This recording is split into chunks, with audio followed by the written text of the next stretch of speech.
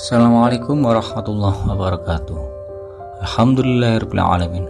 Allahumma shalli wa sallim ala sayyidina Muhammad wa ala alihi wa ashabi ajma'in. Kali ini berbagi ilmu akan mengetengahkan sebuah kisah tentang penciptaan nur yang agung, yaitu nur Rasulullah Shallallahu Alaihi Wasallam. Dikutip dari kitab Taqoiqul Ahbar. Bagaimanakah penjelasannya? Simak video ini sampai selesai, semoga bermanfaat dan menambah keimanan kita kepada Allah Subhanahu wa Ta'ala dan kecintaan kita kepada baginda Rasulullah Shallallahu Alaihi Wasallam. Telah datang riwayat dalam hadis, sesungguhnya Allah Ta'ala telah menciptakan sebuah pohon yang memiliki 4 cabang. Kemudian Allah Subhanahu wa Ta'ala menamakannya Syajaratul Yaqin. Kemudian Allah Subhanahu wa Ta'ala menciptakan Nur Muhammad di dalam hijab yang terbuat dari mutiara berwarna putih seperti burung merak. Lalu Allah Subhanahu wa Ta'ala meletakkan burung merak itu di atas Syajaratul Yaqin. Dan apa yang terjadi? Bertasbihlah burung itu di atas Syajaratul Yaqin selama 7.000 tahun. Kemudian Allah Subhanahu wa Ta'ala menciptakan cermin kehidupan atau dinamakan Mir'atul Hayati, dan diletakkannya cermin kehidupan itu di hadapan burung merak. Ketika burung tersebut menatap cermin, terlihatlah bentuknya sebaik-baik rupa dan seindah-indah bentuk, namun dia malu kepada Allah dan mengeluarkan keringat sebanyak 6 tetesan. Dan apakah isyarat dari tetesan tersebut? Dari tetes yang pertama, Allah Subhanahu wa Ta'ala menjadikan Sayyidina Abu Bakar Siddiq radhiyallahu anhu. Dari tetesan kedua, Allah Subhanahu wa Ta'ala menjadikan Umar. Dari tetesan ketiga, Allah Subhanahu wa Ta'ala menjadikan Utsman bin Affan. Dari tetesan keempat, Allah Subhanahu wa Ta'ala menciptakan Ali radhiyallahu an. Dari tetesan kelima, Allah Subhanahu wa Ta'ala menjadikan bunga-bunga. Dan dari tetesan keenam, Allah Subhanahu wa Ta'ala menjadikan padi dan gandum.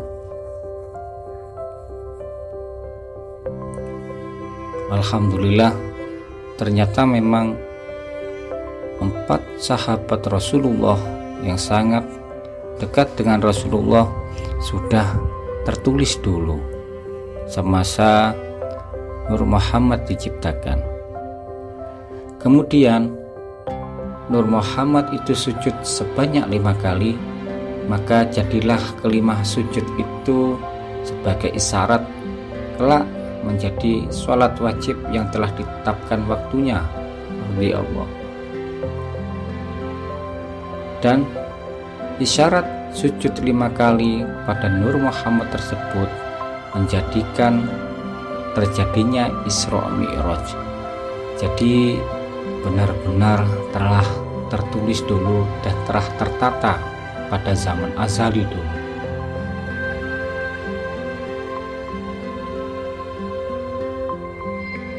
Kemudian Allah Subhanahu wa Ta'ala memandang nur itu di waktu yang lain, maka kembali nur itu berkeringat karena malu kepada Allah Subhanahu wa Ta'ala. Maka dari keringat yang menetes dari hidungnya, Allah menciptakan para malaikat, dan dari keringat yang menetes dari wajahnya, Allah menciptakan Arsy, kursi, Lauhul Mahfuz, kolam, matahari, bulan, hijab, dan bintang-bintang, dan apapun yang berada di langit. Dan dari keringat yang menetes dari dadanya, Allah menciptakan para nabi, para rasul, para ulama, para syuhada, dan orang-orang yang soleh. Subhanallah. Dan dari keringat punggung, Allah Subhanahu wa Ta'ala menciptakan Baitul Ma'mur, Baitul Maqdis, dan tempat masjid-masjid yang ada di seluruh dunia.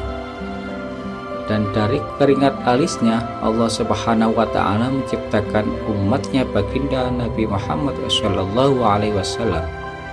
Di antaranya ada orang-orang mukmin, ada orang-orang mukminat, ada orang-orang muslim, ada orang-orang muslimat.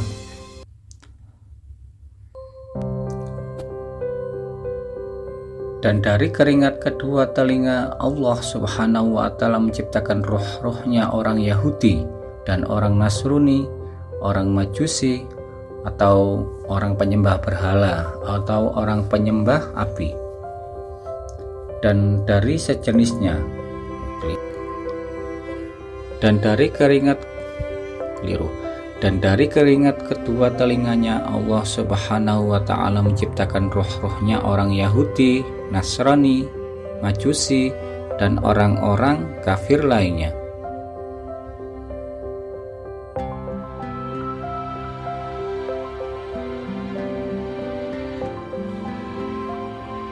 Serta orang-orang ateis dan orang-orang yang ingkar, yaitu orang-orang munafik.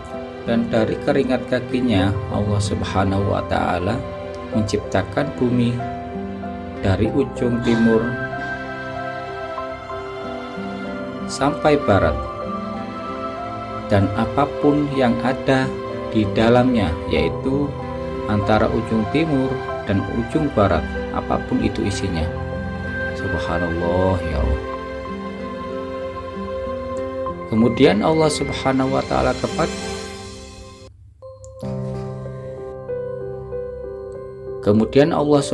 wa Ta'ala berkata kepada Nur tersebut, "Wahai Nur, lihatlah ke depan, wahai Nur Muhammad." Kemudian Nur itu pun memandang dan melihat ke hadapannya ada cahaya, di belakangnya ada cahaya, di sisi kanannya ada cahaya, dan di sisi kirinya ada cahaya. Dan cahaya-cahaya itu adalah sahabat Abu Bakar, Umar, Utsman, dan Ali radhiyallahu anhum.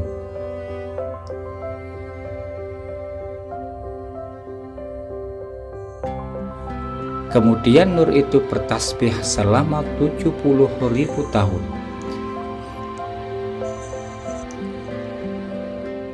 Kemudian Allah Subhanahu wa Ta'ala menciptakan cahaya para nabi dari nurnya Nabi Muhammad SAW. Memang kalau membicarakan tentang hal ini, itu yang harus dipasang adalah iman.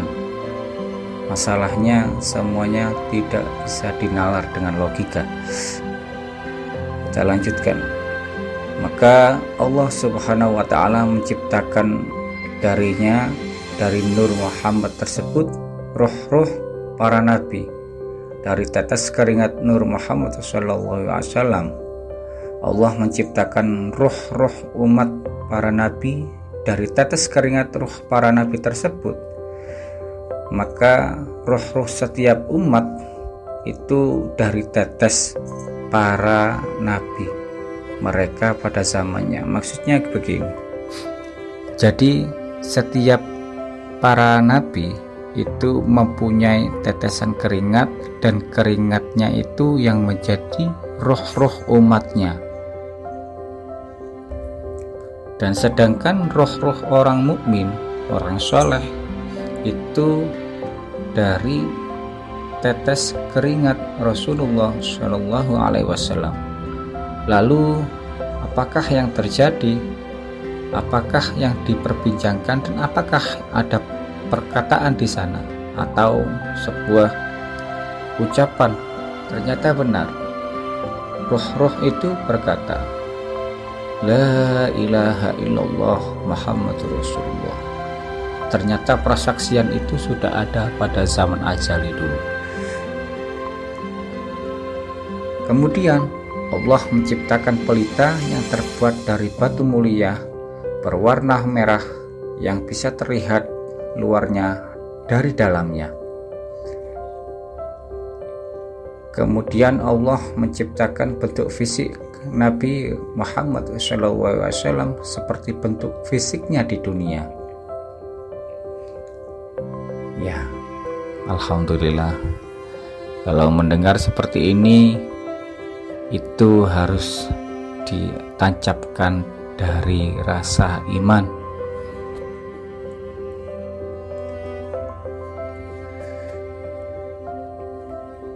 Kemudian Allah Subhanahu wa Ta'ala meletakkan bentuk fisik itu di dalam pelita, maka dia berdiri di dalamnya seperti berdiri di dalam melaksanakan sholat. Jadi di dalam pelita itu jasad Rasulullah SAW digambarkan seperti sholat. Kemudian roh-roh para nabi mengelilingi di sekitar Nur Muhammad SAW, dan mereka semua bertasbih dan bertahlil selama 100.000 tahun. Jadi kalau bicara tentang tahlil, yaitu kalimat la ilaha illallah, itu sudah terjadi dulu, zaman ajali dulu.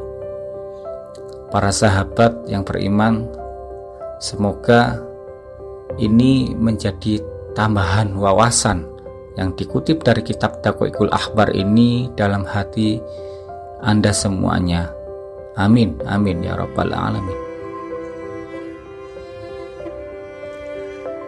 Demikian dulu dari kisah penciptaan Nur Rasulullah Nur Muhammad Sallallahu Alaihi Wasallam bagian pertama dulu ya, nanti terlalu panjang.